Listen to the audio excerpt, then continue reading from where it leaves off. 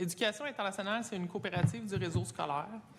À travers son service Québec Métiers d'avenir, la coopérative a développé une expertise en matière de recrutement et d'accompagnement d'étudiants internationaux qui ont pour projet de poursuivre des études dans un centre de formation professionnelle public du Québec.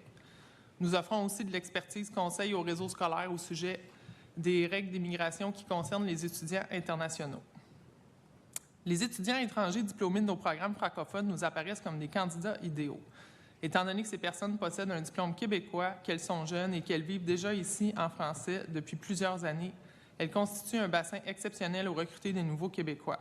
Ces mots, ce ne sont pas les miens, ce sont ceux de François Legault dans son mot d'introduction du cahier de consultation publique pour la planification de l'immigration 2023-2026. Le rapport du commissaire à la langue française qui a été publié le 8 octobre dernier vient appuyer cette position. Il souligne que les étudiants internationaux francophones représentent une opportunité stratégique pour le Québec, notamment en raison de leur intégration linguistique et sociale déjà amorcée. Pourtant, malgré cette reconnaissance du rôle stratégique des étudiants étrangers, des mesures restrictives en immigration ont été imposées au cours de la dernière année, tant par Québec que par Ottawa, ce qui affecte lourdement et de façon disproportionnée, j'insiste, la formation professionnelle par rapport aux autres ordres d'enseignement. À la fin du mois de septembre 2025, on a réalisé un sondage auprès des centres de formation professionnelle pour connaître l'impact des mesures sur leur capacité à attirer des étudiants étrangers.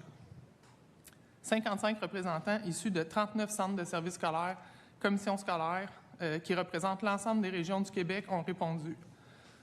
65 % des personnes sondées observent une baisse de 25 % ou plus à la rentrée 2025 par rapport à 2024. Pour 44 % des répondants, c'est une baisse de plus de 50 %. Et à l'hiver 2026, le portrait est encore plus sombre.